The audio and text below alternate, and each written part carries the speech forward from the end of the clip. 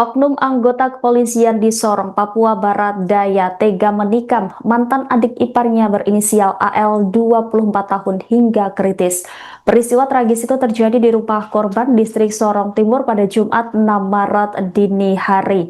Pelaku bernama Bribda Muhammad Arfandi Manaf saat ini telah diamankan Polda Papua Barat Daya. Selengkapnya, saudara, terkait peristiwa di Papua Barat Daya ini akan dilaporkan jurnalis Tribun Sorong, Safwan. Selamat siang. Selamat siang, Rima. Ya, Safwan, bisa Anda paparkan terkait kronologi lengkap penikaman yang dilakukan oleh oknum polisi ini?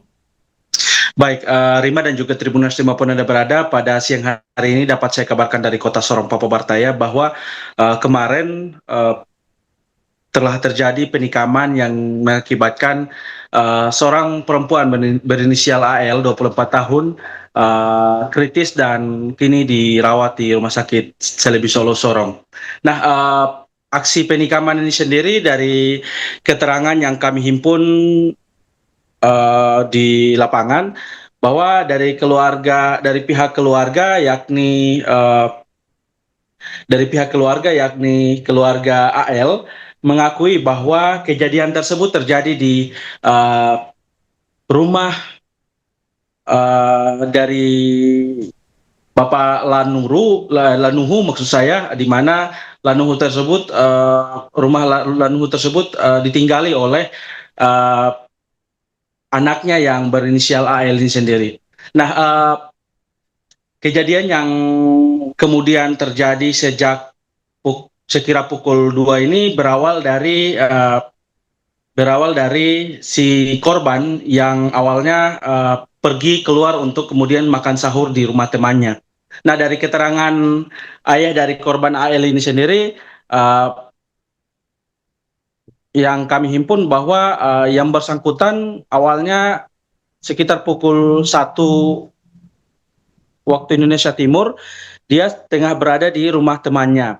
Nah, kemudian dalam jangka waktu kurang lebih 30 ataupun 40 menit kemudian, yang bersangkutan AL ini kemudian kembali ke rumahnya di kompleks kilometer 13 distrik Sorong Timur sendiri. Nah, AL ini kemudian masuk ke dalam rumah lalu kemudian mengunci pintu. Nah, tidak lama waktu berselang, Bribda MAM ini kemudian masuk lewat pintu yang satunya. Kebetulan dari penjelasan orang tua dari AL ini sendiri bahwa Bribda AM ini kemungkinan sudah memiliki niatan karena sudah beberapa bulan yang lalu sebelum Bribda AM ini menceraikan istrinya yang mana merupakan anak kandung dari Lanuhu Buton ini. Dia juga sudah mengambil ataupun menyimpan kunci rumah dari yang bersangkutan begitu. Nah, pada saat korban AL ini masuk dan kemudian tidur di dalam rumahnya, di dalam kamarnya maksud saya, Bribda AM ini kemudian masuk lewat pintu yang satunya yang kemudian kuncinya dibawa oleh Bribda AM ini sendiri, MA maksud saya. Lalu dalam beberapa waktu berselang, Bribda AM ini kemudian masuk ke dalam kamar dan dalam penjelasan ayah korban, oknum polisi tersebut sudah berada tepatnya di atas perutnya korban LA ini sendiri. AL maksud saya. Nah, dari penjelasan yang bersangkutan melalui penuturan dari korban, polisi tersebut sembari menggenggam pisau alat tajam kemudian menghujani yang bersangkutan dengan beberapa tusukan.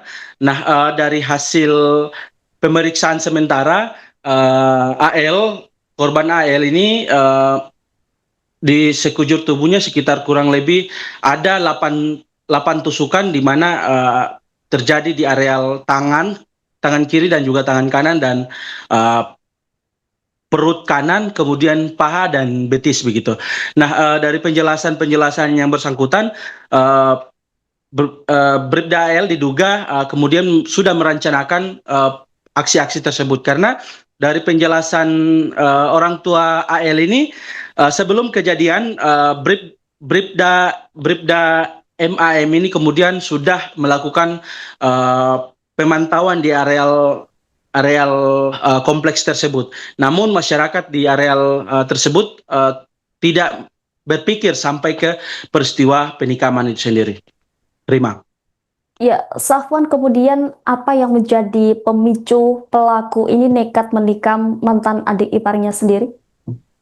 Nah, sampai saat ini pihak keluarga pun tidak mau berpikir sampai ke arah-arah negatif. Namun yang bersangkutan kemudian sempat diisukan bahwa sempat bercerai dengan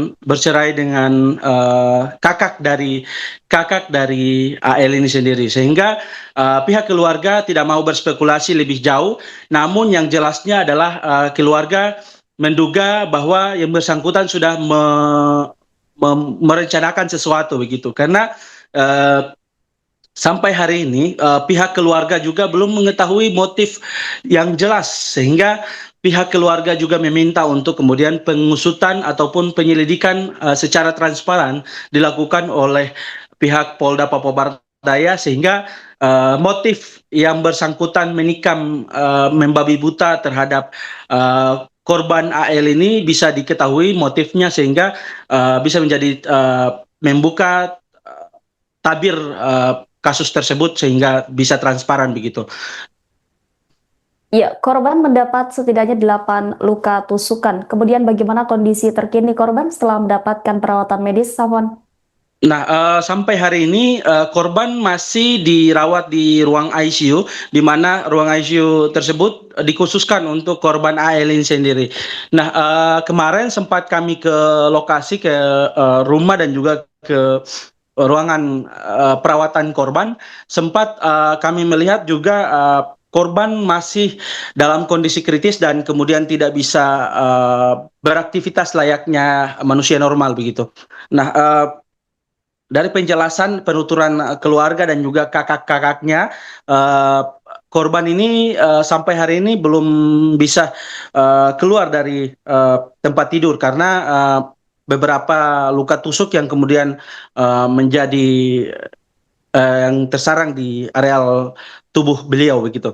Nah, tadi sempat terlewatkan ada beberapa penjelasan dari pihak keluarga juga bahwa terkait dengan isu yang beredar bahwa ada desas-desus korban berkomunikasi dengan pelaku dan lain sebagainya, itu dibantah oleh pihak keluarga. Pihak keluarga juga membantah bahwa yang bersangkutan juga sejak dia menikah dengan kakak korban, AL ini kemudian baru pertama bertemu dengan Bribda MAM ini sendiri, sehingga desas-desus terkait dengan isu yang bersangkutan sudah sempat membuat pelaku sakit hati dan lain sebagainya, itu semua dibantah oleh pihak keluarga. Begitu, Rima. Ya, Safwan, sejauh ini pihak kepolisian apakah sudah memberikan keterangan terkait penyelidikan kasus ini? Ya, kemarin sempat kami konfirmasi ke Kapolda Papua Barat Daya bahwa terkait dengan isu tersebut, pihaknya meminta maaf terhadap peristiwa yang dilakukan oleh oknum polisi ini sendiri. Nah, yang jelas pihak Polda Papua Barat Daya rencananya akan memproses hukum dan juga mengusut secara tuntas dan memberikan sanksi tegas terhadap yang bersangkutan begitu. Nah, sampai saat ini prosesnya sudah bergulir di bidang Propam Polda Papua Barat Daya, di mana yang bersangkutan saat ini sudah ditahan dan diamankan di Polda Papua Barat Daya untuk kemudian dilakukan proses selanjutnya begitu. Baik, terima kasih atas laporannya Safwan, jurnalis Tribun Sorong. Selamat kembali bertugas. Kemudian sampai pada akhirnya kejadian yang sekarang yang beredar ini, yaitu pemicu atau istilahnya itu yang bisa menimbulkan terjadinya penganiayaan ini karena ada sindiran-sindiran ya, karena ada sindiran terkait perceraian si pelaku dengan istrinya oleh si korban. Nah, itu yang tadi sudah saya jelaskan, saya sampaikan bahwa si korban ini selama si pelaku ini menjadi kakak iparnya, itu dia baru pernah bertemu itu 2 kali. Yang pertama itu tadi di acara pernikahan, kemudian yang kedua adalah di acara kejadian penganiayaan malam itu. Kenapa demikian? Karena sepanjang perjalanannya mereka menikah tadi, si korban ini sebagian besar menghabiskan waktunya di Cimahi, Bandung, karena dia masih kuliah. Dia wisuda ini korban pada bulan November tahun 2025 kemarin. Kemudian si korban itu datang ke sini itu Desember 2025 kemarin. Ya, karena kebetulan melamar kerja dapat diterima di kantor imigrasi Sorong. Nah, dia datang ke sini bulan Desember, kemudian dia mulai masuklah magang di Sorong ini. Terima kasih. Jadi awalnya informasi yang saya dapat dari tetangga rumah sekitar itu pada pukul 11.00 malam hari itu. Nah, ada tetangga di sekitar situ yang sudah melihat pelaku. Pelaku sudah datang di situ, kemudian pelaku sudah mondar-mandir di situ. Nah, tapi para tetangga ini semua mereka tidak berpikir kalau dia ada punya niat jahat. Nah, dari itu kemudian pada sekitar jam itu juga, mungkin antara jam 11.30 tadi itu, nah si korban ini keluar untuk pergi makan sahur di tempat di rumah temannya. Kembali dari makan sahur itu sekitar jam 1 malam. Begitu kembalinya, si korban langsung masuk ke dalam rumah. Dia mengunci pintu pagarnya, kemudian kunci pintu rumahnya, masuk, dan dia kemudian tidur. Selang kurang lebih mungkin 1 jam kemudian si korban ini masuk ke dalam rumah. Masuk melalui pintu, dan ternyata sebelum dia meninggalkan rumah saya waktu kemarin itu, dia masih bersama istrinya yang anak saya ini, sempat dia mengambil kunci rumah. Dia mengambil kunci rumah itu, dia bawa. Nah, kunci rumah ini memang sudah berapa bulan yang lalu saya cari. Sehingga pintu yang, mohon maaf, kebetulan di rumah saya itu pintunya itu ada 2. Yang satu pintu ini kuncinya hilang, sehingga selama berapa bulan ini itu kita tidak pernah buka pintu rumah ini. Tidak pernah buka pintu itu. Nah, kita gunakan pintu yang satu lagi di sebelah. Ini yang kita pakai untuk masuk keluar. Nah, kemudian sekitar pukul jam 1.45 atau sekitar jam 2 itu si pelaku tadi ini masuk dengan menggunakan kunci yang selama ini kita cari. Kunci rumah yang selama ini saya cari itu, kunci itu dia ternyata ada di dia yang bawa. Kemudian dia masuk lewat pintu itu, dan disitulah dia lakukan perlawanan penikaman. Ya. Penikaman di situ. Nah, setelah saya tanya ke anak saya, bagaimana awal ceritanya kamu bisa mengetahui ini? Anak saya menyampaikan dia dalam keadaan tidur, setelah dia kaget bangun, si pelaku sudah ada di atas perutnya. Sudah duduk di atas perutnya dan langsung melakukan penikaman. Nah, dan melakukan penikaman ini berulang-ulang. Namun dia tetap berusaha untuk melindungi dirinya. Nah, makanya ada tangan-tangannya itu yang kena luka sampai kakinya ini, karena dia berusaha untuk berontak. Sekitar berapa tusukan? Nah, ini kalau kenyataannya yang sudah ada sekarang itu ada sekitar 8 tusukan. 8 tusukan. Ya, itu ada sekitar 8 tusukan. Tapi kalau di sleeping bed yang dipakai itu semalam kita hitung itu ada sekitar 10-an, ada sekitar 10 lubang, 10 tusukan di sleeping bed itu. Bahkan ada juga yang lebih itu.